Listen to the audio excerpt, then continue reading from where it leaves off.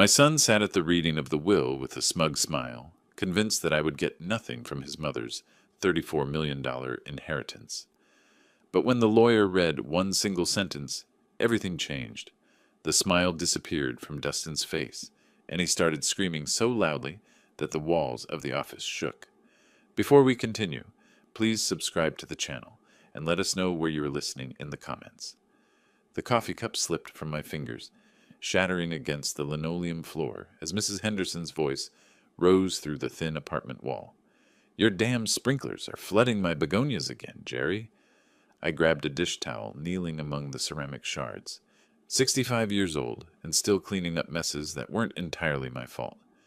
The automatic sprinkler system I'd installed last month had one loose joint that sent water cascading over the property line every third day.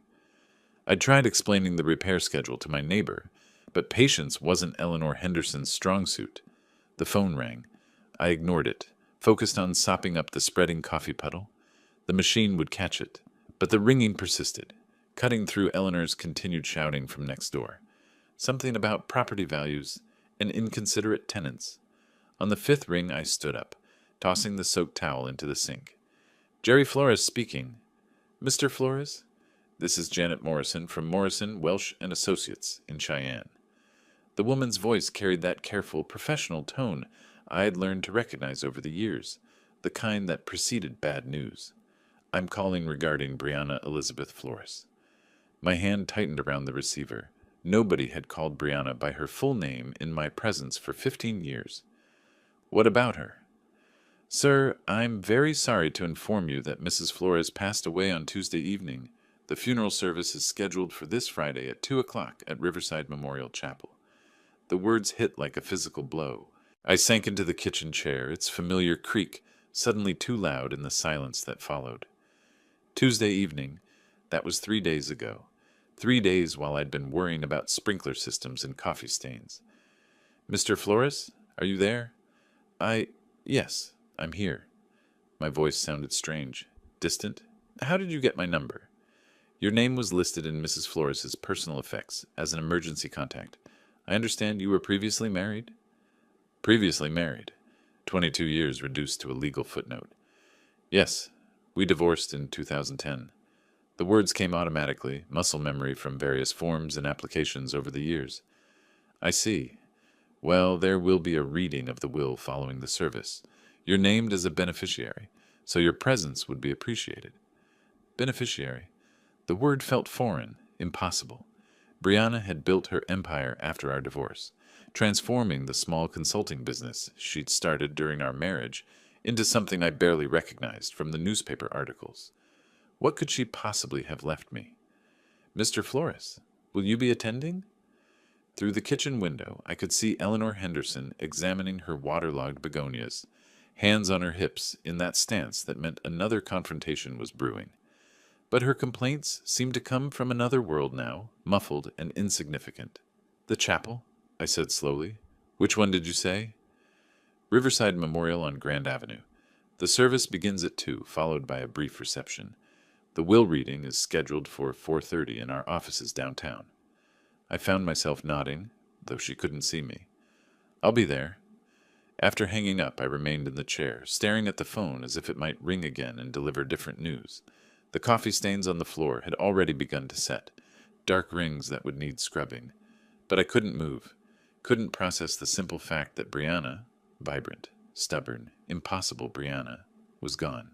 The afternoon light slanted through the kitchen window, illuminating dust motes that danced like memories I'd tried so hard to forget. As I sat there, the name Brianna Elizabeth Flores echoed in my mind, each syllable pulling me backward through time until I was standing in Murphy's Diner on a snowy February evening in 1987, watching a woman in a red wool coat argue with the manager about his hiring practices. "You're telling me you won't consider female applicants for weekend manager because women can't handle the pressure?" Her voice carried across the nearly empty restaurant, clear and uncompromising. "That's the most ridiculous thing I've heard all week." I'd stopped mid-bite of my apple pie, fork suspended halfway to my mouth. The woman had turned slightly, and I could see her profile. Sharp cheekbones, determined jaw, dark hair that caught the fluorescent light. She was magnificent in her anger, and I found myself hoping the manager would keep arguing just so I could listen to her tear his logic apart. "Ma'am, I didn't mean any offense." "Of course you didn't mean offense. You just meant to discriminate." She pulled a business card from her purse, sliding it across the counter. "When you change your mind about hiring based on qualifications rather than outdated assumptions, call me." The door chimes jingled as she left, and the diner felt smaller somehow, drained of electricity. I watched through the window as she climbed into a blue Honda Civic, noting how she checked her mirrors twice before pulling into traffic. Careful, methodical, but not afraid to fight for what was right. "That one's trouble," the manager muttered loud enough for the whole place to hear. I stood up, leaving a $5 bill next to my half-eaten pie. "No," I said, surprising myself with my certainty. "That one's extraordinary." The business card lay abandoned on the counter. Brianna Chen, business consultant. I memorized the phone number before stepping into the February wind. It took me 3 days to work up the courage to call. When I finally did, she answered on the second ring with a brisk, "Brianna Chen, this is Jerry Flores. We haven't met, but I saw you at Murphy's Diner on Friday night." A pause. "The man with the apple pie who defended my honor to the manager. You heard that?"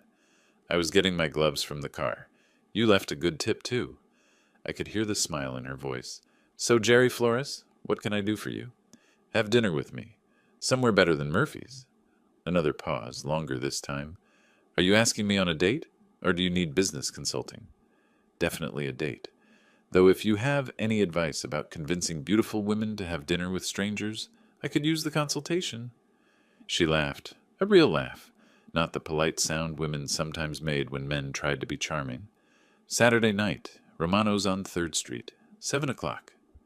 She wore the same red coat to dinner, but underneath was a black dress that made my pulse race. We talked for 3 hours about everything except business.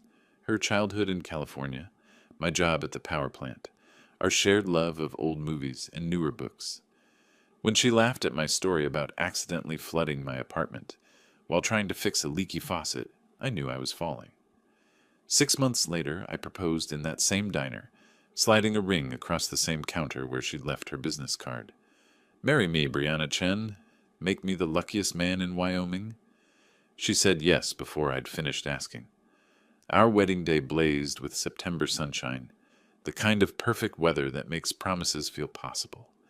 Brianna wore her grandmother's dress, altered to fit her smaller frame, and carried wildflowers we'd picked that morning. My hands shook as I slipped the ring onto her finger. "Forever," she whispered, and I believed her completely. Dustin arrived 2 years later, a squalling, red-faced miracle who transformed our quiet house into something alive with purpose. I remember standing in the hospital room, watching Brianna cradle our son with the same fierce determination she brought to everything else, and thinking that this perfect moment, was all I'd ever need. But even then, holding that perfect baby, I noticed how Brianna's eyes occasionally drifted to the business magazine someone had left on the nightstand. But as Dustin grew from toddler to schoolboy, I began to notice things I'd missed in those first blissful years. When he turned 7, Brianna bought him a computer, not a toy, but a real machine worth more than my monthly salary. "He needs to understand technology," she explained, watching him navigate programs I'd never heard of. "The future belongs to kids who think digitally." I'd suggested teaching him to fish instead. She'd laughed, but not kindly. We'd moved by then to Hillcrest Avenue, a house with 3 bathrooms and a kitchen island bigger than our old apartment. Brianna's consulting firm had landed a contract with a mining consortium, and suddenly we had money for things I'd never imagined needing. A housekeeper came twice a week. Our refrigerator dispensed ice through the door. Dustin's bedroom looked like a toy store. "Isn't this wonderful?" Brianna asked one evening, gesturing at our new dining room with its crystal chandelier and table that seated 12. "We can finally entertain properly." I missed our old kitchen table, scarred from years of Dustin's coloring projects and our late-night conversations. This new table reflected light like a mirror, showing every fingerprint, demanding coasters and placemats. The entertaining started almost immediately. Business associates, potential clients, Other successful couples whose conversations revolved around market share and investment strategies. I'd wear my best shirt and try to contribute, but discussions about hedge funds and corporate restructuring left me feeling like I was speaking a foreign language badly. Jerry works at the power plant, Brianna would explain when someone asked, and I heard something new in her voice, not pride, but an apologetic edge, as if my job required an excuse. Dustin thrived in this new world. At 10, he could discuss computer programming with Brianna's tech-savvy clients. At 12, he was critiquing the wine choices at restaurants I couldn't afford on my own. At 14, he rolled his eyes when I suggested family camping trips, preferring Brianna's business conferences in Denver and Salt Lake City. "Dad doesn't understand," became his favorite phrase, usually delivered with the exasperated sigh of someone far too sophisticated for mundane concerns. The first real fight came on Dustin's 15th birthday. Brianna had planned a party that looked more like a corporate networking event, catered food, hired entertainment, guest list full of business contacts and their children. I'd wanted something simpler, maybe a barbecue in our backyard with his school friends. "This is embarrassing," I told her the night before, watching servers arrange elaborate flower arrangements. "He's 15, not 50. He's growing up in a different world than we did, Jerry." She adjusted a centerpiece with the same precision she brought to contract negotiations. "These connections matter. These relationships will shape his future." "What about just being a kid?" She turned to face me fully, and for a moment I saw something cold in her eyes, calculation where there used to be warmth. "Being just a kid is a luxury we can't afford to give him. The world is competitive. Either we prepare him to win, or we prepare him to lose." I thought about my own 15th birthday, fishing with my father, a homemade cake, presents wrapped in newspaper comics. It had been perfect in its simplicity. The party was a success by Brianna's standards.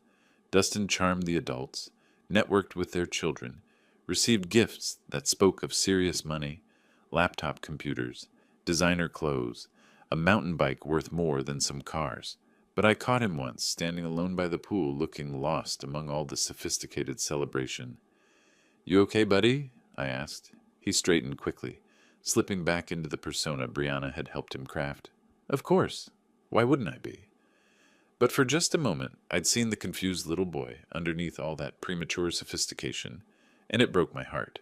That party marked the beginning of the end, though I didn't recognize it then. What followed were 10 years of slow-motion disaster, like watching a landslide from the bottom of the mountain, inevitable, destructive, and impossible to stop. Brianna's business consumed more of her time, more of her attention, more of her soul. Weekend family dinners became conference calls. Vacation plans got canceled for client emergencies. Dustin's school events competed with board meetings, and the meetings always won. "You don't understand the pressure I'm under," she'd say when I complained about missing another of Dustin's baseball games. "This business supports our lifestyle. Someone has to make the hard choices." But I understood pressure, the kind that came from keeping a power grid running, from making sure thousands of people had electricity when they flipped their switches. The difference was my pressure served something larger than myself. By the time Dustin graduated high school, he'd become a stranger to me. Brianna had groomed him into her perfect project, sharp, ambitious, dismissive of anything that didn't advance his prospects. When I suggested he consider trade school along with college applications, he looked at me like I'd suggested he become a medieval serf.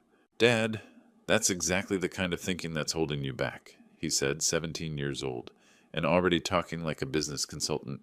"You settled for mediocrity. I won't make that mistake." The words hit like physical blows. Settled for mediocrity. As if 25 years of keeping the lights on for our community meant nothing. As if being a steady, present father was somehow shameful. College made everything worse. Dustin chose business school, Brianna's alma mater, naturally, and came home for holidays full of theories about market dynamics and personal optimization. He looked at our house, our life, our values, with barely concealed contempt. "You could do more, Dad," he'd say, as if my contentment was a personal failing. "Mom started with nothing and built an empire. You've had the same job for 20 years. "Some things matter more than money," I'd reply, but he'd already stopped listening. The final explosion came during his senior year. Brianna had been working 100-hour weeks on some massive acquisition deal. I'd been handling everything at home: grocery shopping, laundry, the mundane tasks that kept life running. When she missed Dustin's graduation because of a client crisis, I finally said what had been building for years. "This is enough, Brianna. Family has to come first sometimes." She stood in our kitchen, that crystal and granite shrine to success, still wearing her business suit at midnight, checking emails on her phone. "Don't you dare lecture me about priorities. Everything we have, everything Dustin's accomplished, exists because of my work. What about everything we've lost? Like what?" She finally looked up from her phone, genuinely puzzled. "Like us. Like being a family instead of a corporation." She stared at me for a long moment, and I saw my answer in her eyes before she spoke. "We weren't a family anymore. We were a business arrangement that had outlived its usefulness. Maybe it's time we stopped pretending this is working," she said quietly. The divorce took 6 months. Brianna's lawyers were efficient, professional, devastating. I got the house on Maple Street, our old starter home that she'd kept as rental property, and enough money to live modestly. She got everything else, including Dustin's unquestioned loyalty. "You're holding him back, too," Dustin told me during one of our last conversations before he moved to Denver to work for Brianna's company. "All this guilt about family values and simple living. It's toxic, Dad. I can't be around that negativity anymore." I sat alone in my empty house afterward, surrounded by boxes of memories from a life that apparently meant nothing to the people I'd loved most. Now, 15 years later, the afternoon light was fading outside my apartment window. My coffee had grown cold, the ceramic shards still scattered on the floor. Somewhere across town, funeral preparations were underway for the woman who'd once promised me forever, and I had no idea why she'd remembered my name in her will. The 3 days between Janet Morrison's call and the funeral had passed in a strange, suspended state. I'd cleaned my apartment twice, pressed my one good suit, and rehearsed conversations that would never happen. Each morning I'd considered not going, but each evening found me still committed to paying my respects, whatever the cost. Friday morning arrived gray and cold, typical May weather in Wyoming. I stood before my bathroom mirror, adjusting a tie I hadn't worn in 5 years, wondering what Brianna would think of the man I'd become. The reflection showed someone older than I felt inside, silver hair where brown used to be, lines mapping the geography of quiet disappointments. The drive to Riverside Memorial Chapel took 20 minutes through neighborhoods that told the story of Rock Springs' economic divide. My modest apartment complex gave way to middle-class subdivisions, then to the manicured lawns and stone facades where Brianna's circle lived. The chapel sat on a hill overlooking the town, its Gothic architecture suggesting permanence and prosperity. Cars lined the circular drive, Mercedes sedans, BMW SUVs, a handful of Teslas that probably cost more than I'd made in my best year. I parked my 15-year-old Honda between a Lexus and a Cadillac, feeling like an intruder at someone else's celebration. The chapel's interior whispered money: mahogany pews, stained glass windows, flowers arranged with artistic precision.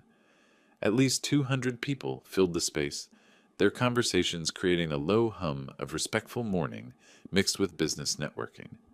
I recognized some faces from the business dinners Brianna had dragged me to during our married years, but most were strangers from the life she'd built after me. I slipped into a back pew, hoping to remain invisible until the service ended, but whispers followed my arrival like ripples in still water. A woman in an expensive black suit nudged her companion, pointing discreetly in my direction. I caught fragments of conversation. Her ex-husband. "Can you believe after what he put her through?" The stories had taken on their own life over the years, apparently. In this version, I was the villain who'd held back a brilliant woman, the anchor that had nearly drowned her ambitions. I'd learned long ago not to fight narratives that served other people's need for simple explanations. "Dad?" The voice cut through the chapel's murmur like a blade. I looked up to see Dustin striding down the aisle, his face a mask of disbelief and barely controlled anger. At 37, he'd inherited Brianna's sharp features and commanding presence, dressed in a suit that probably cost more than my monthly rent. Success radiated from him like heat from pavement. Expensive watch, perfect haircut, the confident posture of someone who'd never doubted his place in the world. "What are you doing here?" His voice carried across the chapel, turning heads and silencing conversations. I stood slowly, meeting his gaze. "I came to pay my respects." "You lost the right to do that 15 years ago." He moved closer, close enough that I could smell his cologne, something sophisticated and aggressive. "She wouldn't want you here." "Maybe not. But I needed to be here." "For what? To ease your conscience? To play the grieving widower for people who know exactly what kind of husband you were?" The chapel had gone completely quiet now. 200 pairs of eyes focused on our confrontation like spectators at a sporting event. I felt the familiar weight of judgment, the same pressure that had suffocated me during those final years of our marriage. But this time, something was different. This time, I had nothing left to lose. "I'm not here to cause trouble, Dustin. I'll sit in the back. I won't speak to anyone. When the service ends, I'll leave." "You'll leave now." His voice rose another notch, drawing murmurs of approval from the crowd. "You embarrassed her enough when she was alive. Don't compound it by pretending to grieve her death." I remained standing, holding his stare. Around us, the chapel buzzed with anticipation. Someone coughed. A cell phone vibrated against wood. Before I could respond, Dustin turned to address the gathered mourners, his voice carrying the practiced authority of someone accustomed to commanding rooms. "I apologize for this disruption during what should be a time of remembrance." He gestured toward me with the casual dismissal of someone swatting a fly. "My father seems to have forgotten that divorce means you're no longer family." A few people nodded. Someone whispered agreement. I felt heat rising in my cheeks, but forced myself to remain calm. "For those who don't know," Dustin continued, warming to his theme, "this is Jerry Flores, the man who spent 22 years holding back one of the most brilliant women this town has ever produced.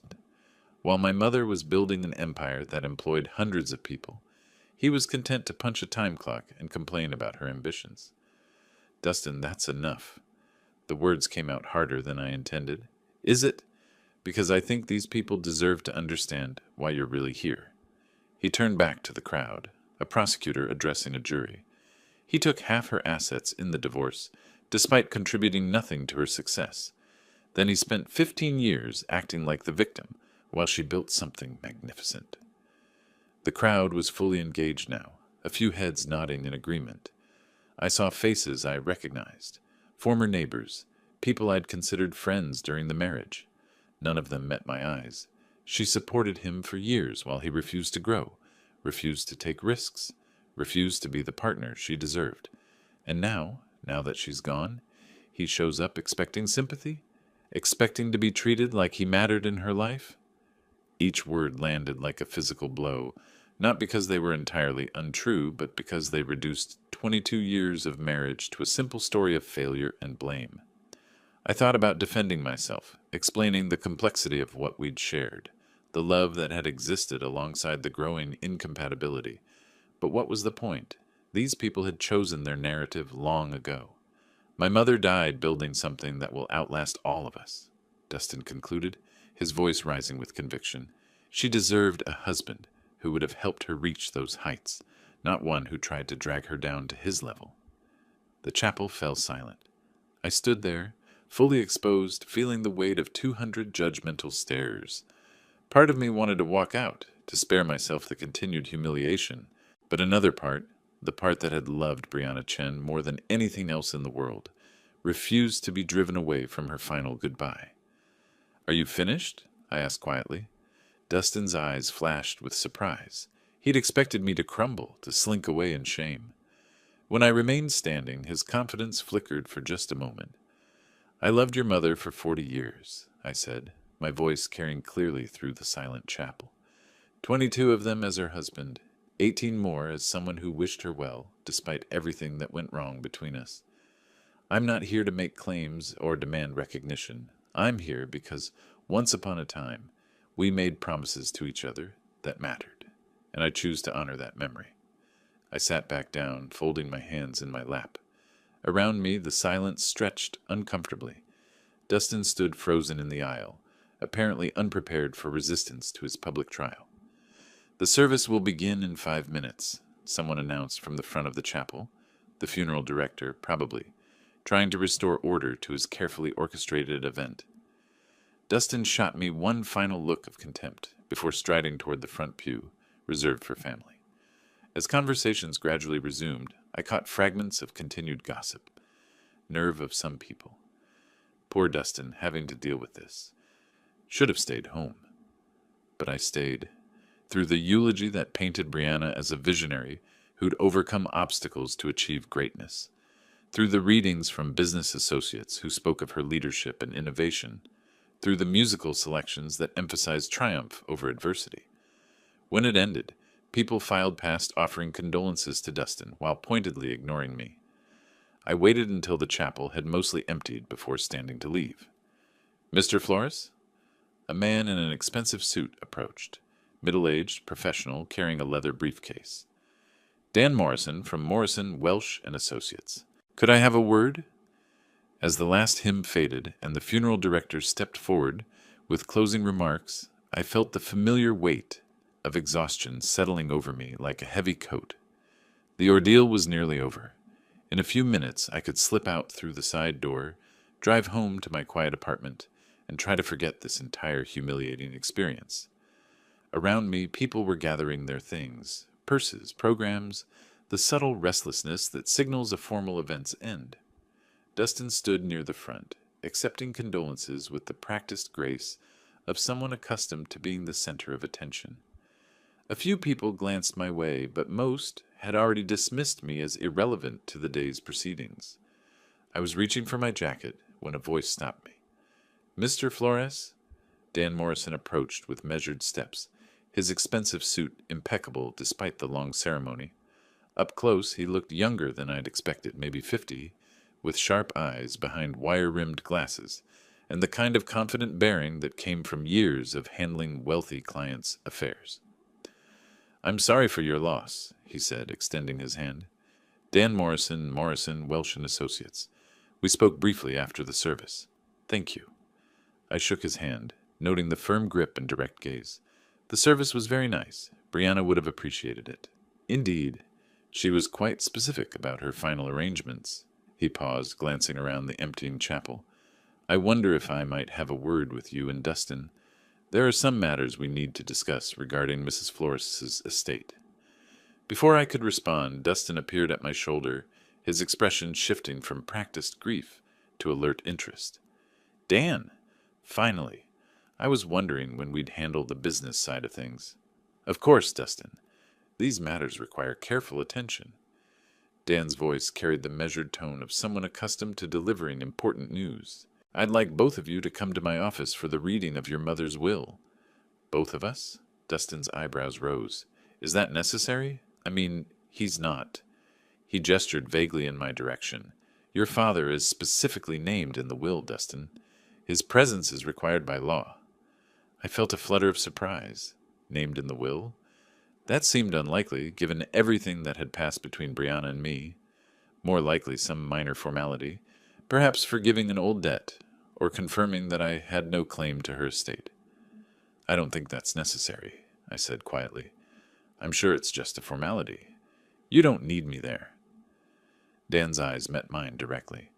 "I'm afraid I do, Mr. Flores. Mrs. Flores was very specific about who should be present for the reading, but both you and Dustin must be there." Something in his tone suggested this wasn't negotiable. Dustin looked annoyed, but shrugged with the casual confidence of someone who knew he had nothing to worry about. "Fine, let's get this over with." He turned to me with barely concealed impatience. "Try not to make this more difficult than it needs to be." The walk to Dan's office took us 3 blocks through downtown Rock Springs, past buildings that had watched the town's fortunes rise and fall with the energy industry. Dan maintained professional small talk, comments about the weather, the turnout at the service, carefully neutral observations that revealed nothing about what awaited us. His office occupied the top floor of a restored Victorian house, all dark wood and leather-bound books that spoke of established success. Certificates and diplomas lined the walls, interrupted by photographs of Dan with various local dignitaries and business leaders. It was exactly the kind of place Brianna would have chosen. Prestigious, but not ostentatious. Successful, but respectful of tradition. Please have a seat. Dan gestured toward two leather chairs positioned in front of his mahogany desk. Dustin claimed the chair closest to Dan, leaving me the one slightly to the side, which felt appropriate given my peripheral status in these proceedings. Dan settled behind his desk and opened a thick file folder, extracting several legal documents with the careful precision of someone who'd performed this ritual countless times. The afternoon light slanted through tall windows, illuminating dust motes that danced like tiny spirits in the suddenly quiet room. Before we begin, Dan said, adjusting his glasses, I want to express my condolences again. Brianna was not only a valued client, but someone I considered a friend. Her loss is deeply felt by everyone who knew her. Dustin nodded solemnly. I remained silent, unsure what response was expected from someone whose relationship with the deceased was so complicated. Dan lifted the top document, several pages bound with a blue backing, and cleared his throat. This is the last will and testament of Brianna Elizabeth Flores, executed on March 15, 2024, and properly witnessed according to Wyoming state law. The will supersedes all previous wills and codicils. Only 14 months ago, I wondered what had prompted Brianna to update her will so recently. Had she been sick? Had something happened that made her contemplate mortality? The will confirms that Mrs. Flores was of sound mind and disposing memory when these documents were prepared, and that she was under no undue influence or coercion. Dan's voice carried the formal cadence of legal proceedings, each word carefully enunciated. Dustin leaned forward slightly, his hands clasped together. I could see the anticipation in his posture, a man preparing to claim his inheritance, to finally step fully into the empire his mother had built. Dan turned to the second page of the will, his reading glasses catching the afternoon light, as he continued in his measured, professional tone. I hereby make the following specific bequests and devises, he read, his voice steady and clear. To my beloved son, Dustin Michael Flores, I leave the family home at 847 Hillcrest Avenue, along with all furnishings, artwork, and personal property contained therein. Dustin smiled, a satisfied expression spreading across his face. The Hillcrest house was worth at least $800,000, a substantial property with mountain views and enough space to entertain business associates properly. Additionally, Dan continued, I bequeath to Dustin the sum of $500,000 to be transferred from my primary investment account within 60 days of probate. $500,000, plus the house. I watched Dustin's reaction carefully, noting how his smile flickered slightly around the edges. He was pleased, certainly, but I could see him calculating in his head. $500,000 was significant money, but Brianna's business empire was worth far more than that. Where was the rest? Where was the company? That's wonderful, of course, Dustin said, his voice carrying a note of uncertainty he was trying to mask. But what about Mom's business interests? The company? Dan set down the first page and lifted the second, his expression remaining professionally neutral. I'm continuing with the specific bequests, Dustin. Please allow me to finish reading the relevant sections.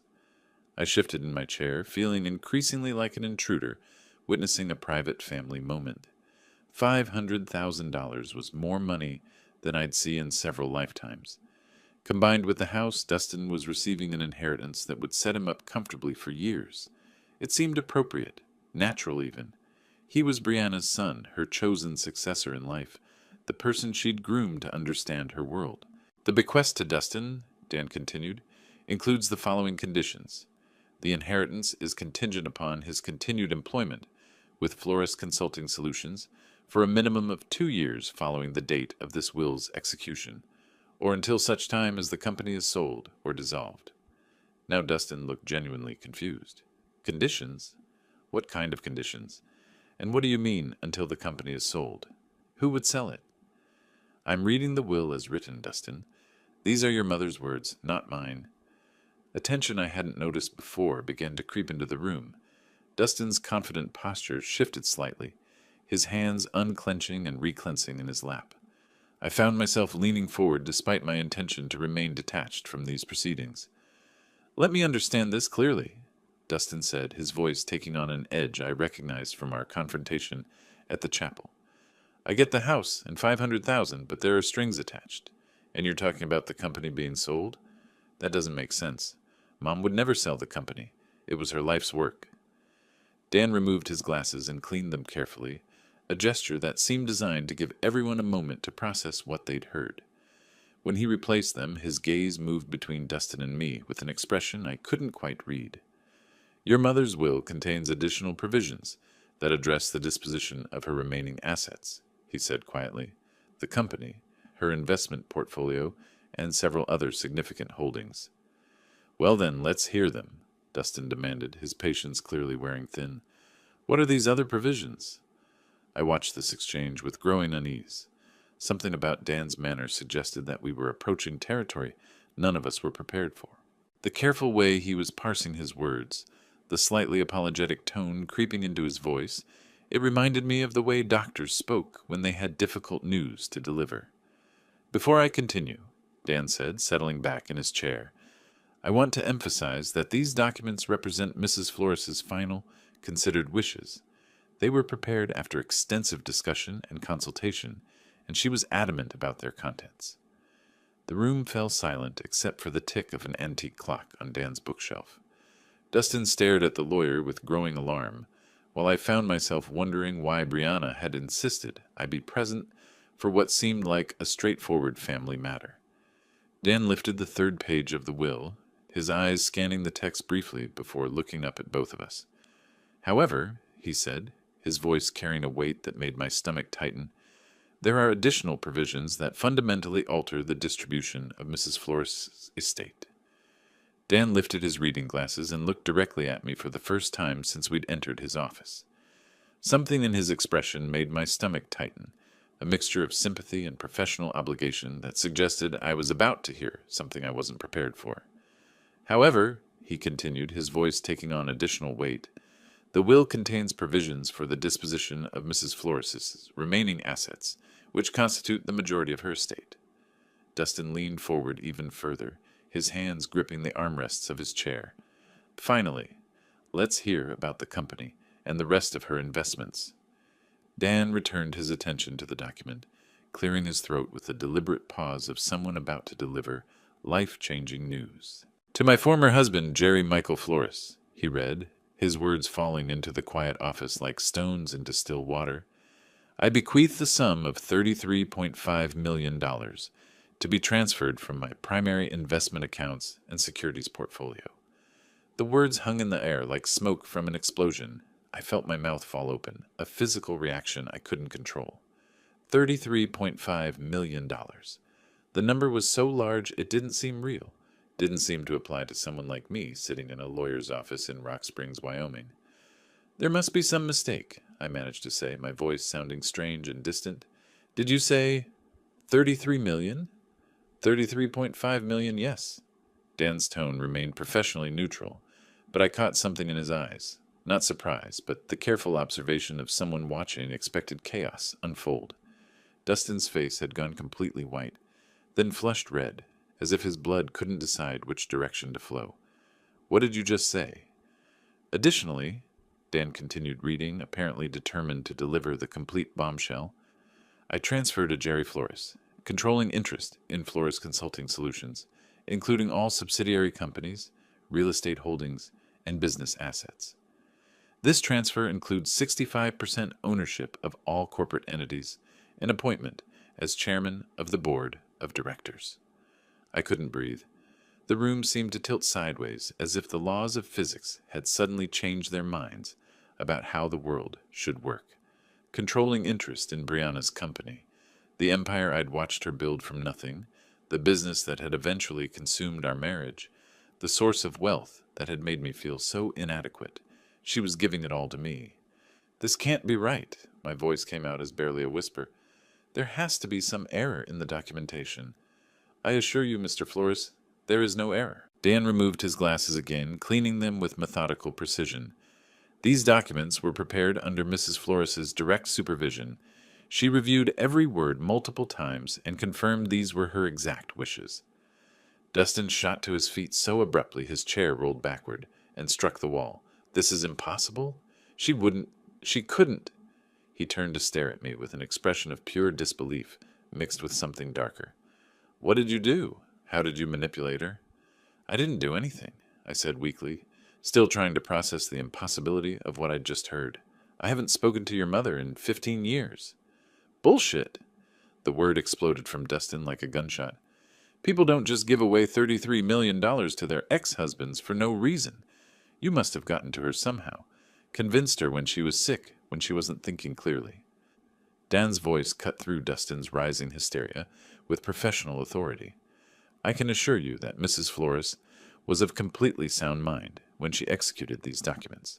She underwent a thorough mental competency evaluation, specifically to prevent any future challenges to the will's validity.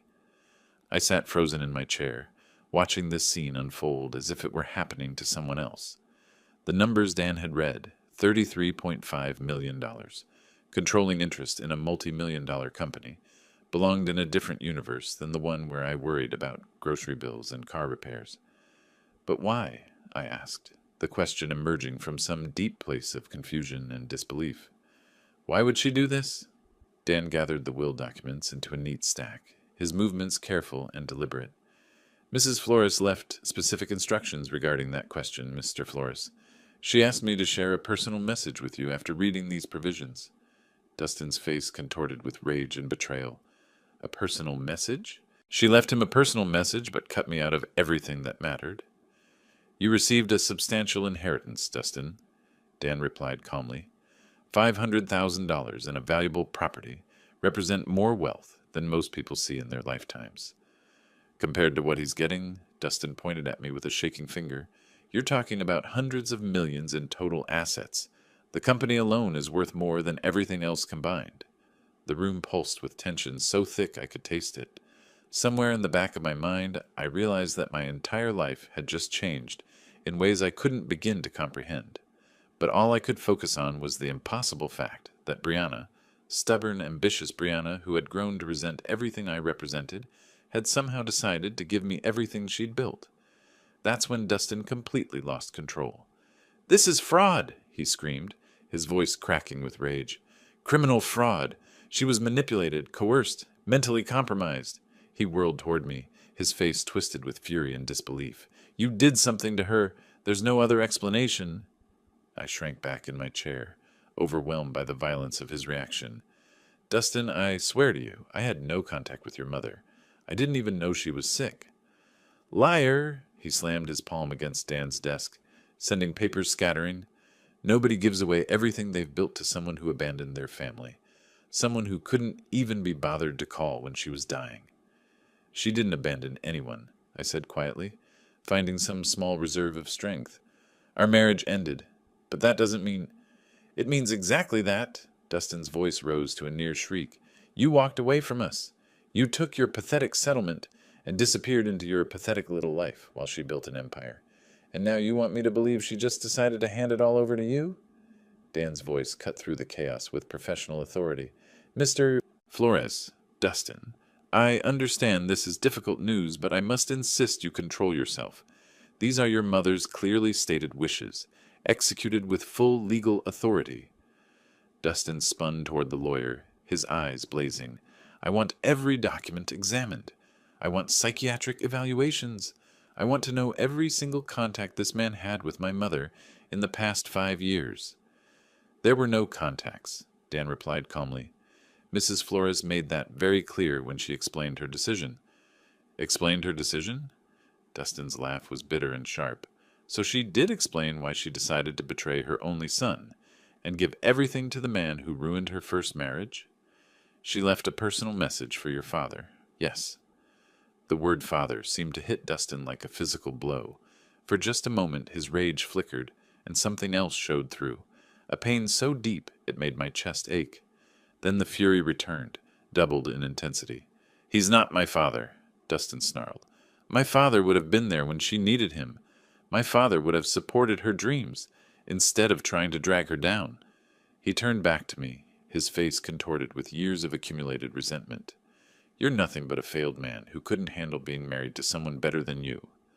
Each word landed like a knife thrust, not because they were entirely false, but because they contained enough truth to draw blood. I had felt inadequate during those final years. I had struggled with Brianna's success. I had been the one who couldn't adapt to the world she was creating. Maybe you're right, I said quietly. Maybe I wasn't the husband she deserved. But I never asked for this. I never expected this. Expected? Dustin's voice climbed another octave. You orchestrated this. Somehow, some way, you got to her when she was vulnerable, when she was sick or scared or... That's enough, Dan interrupted, his professional patience finally showing strain. Mrs. Flores was neither sick nor vulnerable when she made these decisions. She was, in fact, more determined and clear-minded than I'd ever seen her. Then why? Dustin demanded, his voice breaking slightly. Why would she do this to me? I was everything she wanted me to be. I worked for her company. I lived the life she planned for me. I became the son she could be proud of. The pain in his voice cut through my own shock. Despite everything, the years of hostility, the public humiliation, the bitter accusations, I saw him clearly for a moment. A man who had spent his entire adult life trying to earn his mother's approval, only to discover she'd given her ultimate validation to someone else. She left a message explaining her reasoning, Dan said gently. Would you like me to read it? Dustin's hands were shaking now, his whole body vibrating with suppressed rage and grief. A message? She couldn't explain it to my face, but she left a message for him? The message addresses both of you, actually. It was meant to be shared after the will reading. I found my voice, though it came out hoarse and uncertain. Maybe we should hear what she had to say. Dustin's eyes locked on mine with pure hatred. You have no right to make decisions here. You have no right to any of this. But even as he spoke, I could see the desperate need in his expression, the need to understand why his mother had chosen to shatter everything he'd believed about his place in her world. Dan was already reaching for another envelope, one with personal message, written across it in Brianna's familiar handwriting. Dan raised his hand, commanding silence with the authority of someone accustomed to controlling emotional courtrooms. Enough, both of you. His voice cut through the tension like a blade. Before this goes any further, I have something that will explain everything. He opened the manila envelope with Brianna's distinctive handwriting across the front, extracting several pages of cream-colored stationery. Brianna knew this moment would be difficult. She asked me to read this personal message after the will was announced. Dustin slumped back into his chair, his rage momentarily displaced by desperate curiosity. I remained frozen, afraid to hope for understanding, but desperate for any explanation that might make sense of this impossible situation. Dan cleared his throat and began reading in Brianna's own words. My dearest Jerry, if you're hearing this, it means I'm gone, and you're probably sitting in Dan's office, wondering if the entire world has lost its mind. I can picture your face, that expression you used to get when I'd rearranged the living room furniture without warning. Confused, but trying to be polite about it. Despite everything, I felt my lips curve into the ghost of a smile. She'd captured that expression perfectly, and somehow hearing her voice through Dan's reading made her feel present in the room. I know this inheritance comes as a shock. I know you're probably thinking there's been some terrible mistake, that you don't deserve this money, or this responsibility. But Jerry, you're wrong. You deserve every penny, and I'm going to tell you why. Dan paused, glancing up at both of us before continuing. I never stopped loving you. Not during our worst fights. Not during the divorce proceedings. Not during these 15 years of stubborn silence. I was angry with you for not understanding my ambitions, but I was angrier with myself for choosing those ambitions over our marriage. You tried to save us, Jerry. You begged me to find balance, to remember what mattered. I was too proud and too afraid to listen. The words hit me like physical blows.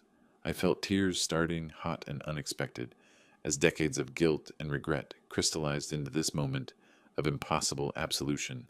Dustin, the message continued, and I saw my son's head snap up at hearing his name. My beautiful, brilliant boy. I know you're furious right now, probably convinced your father somehow manipulated me. But, sweetheart, you're not ready for this inheritance. Not yet. Dustin's face went white, then red, cycling through emotions too quickly to track. You've lived your entire adult life in the shadow of my success, accepting the benefits without understanding the responsibility. You've never had to build something from nothing, never had to make the hard choices that wealth requires. More importantly, you've spent 15 years hating a good man for crimes he never committed. That's not true, Dustin whispered, but his voice lacked conviction. Dan continued reading. Jerry taught me about character, about integrity, about the kind of strength that doesn't need to prove itself through cruelty or judgment.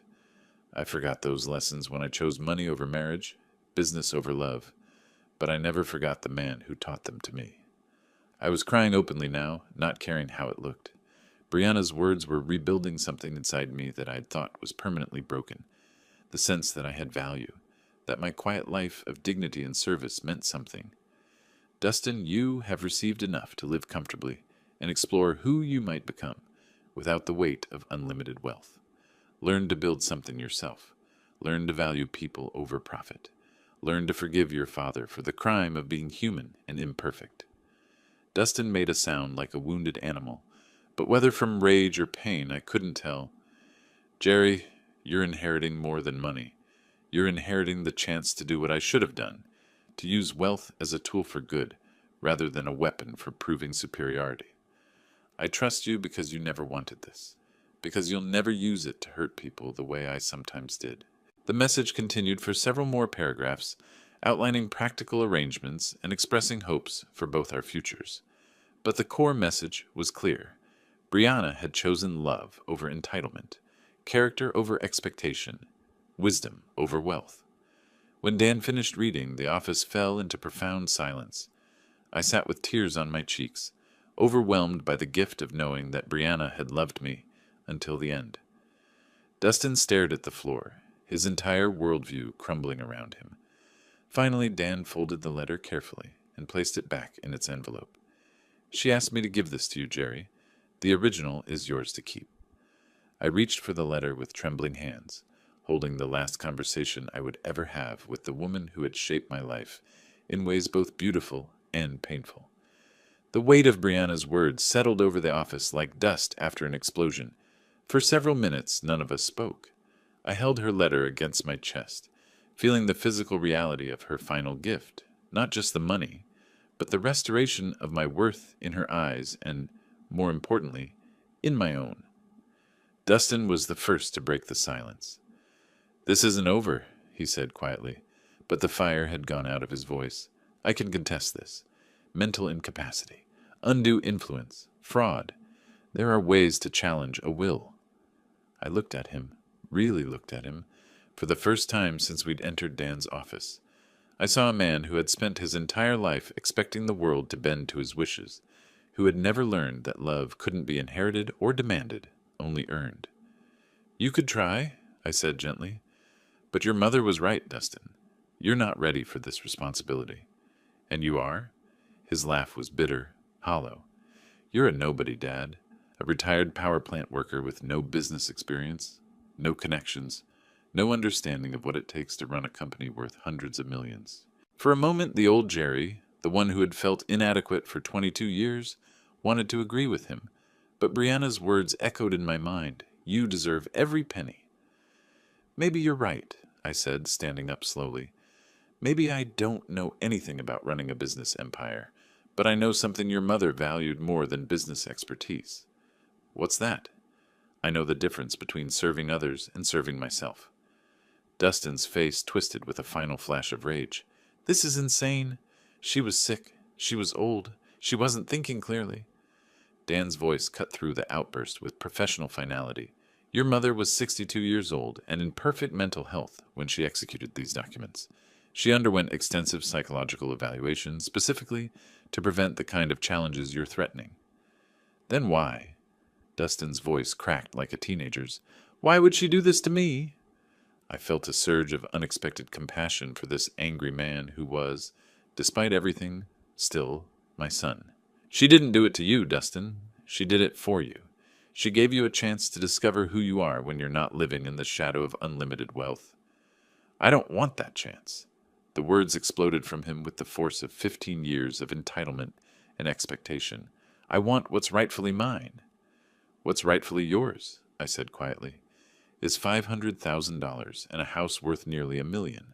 That's more than most people see in a lifetime. What you think you deserved was never really yours to begin with. Dustin stared at me for a long moment, and I saw him realize that something fundamental had changed. The man he'd publicly humiliated that morning, the father he'd dismissed as a failure, was no longer asking for his approval or understanding. "You think you've won?" he said, gathering his coat with shaking hands. "You think this makes you some kind of hero?" "No," I replied, and I felt the truth of it in my bones. "I think it makes me responsible."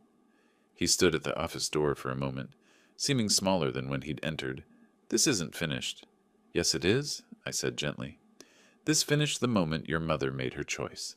The only question now is what you do with the life she's given you." He left without another word, the door closing behind him with a soft click that seemed to echo in the sudden quiet. Dan began organizing papers on his desk, the rustle of documents returning us to practical reality. There will be paperwork to complete, accounts to transfer, board meetings to schedule. The company's current management team is excellent. They can help you transition into your new role. I nodded, still processing the magnitude of what had happened. "Dan, can I ask you something?" "Of course." "Did she really love me, even after everything that went wrong between us?" He smiled, the first genuine smile I'd seen from him all day. "Jerry, she talked about you every time we met.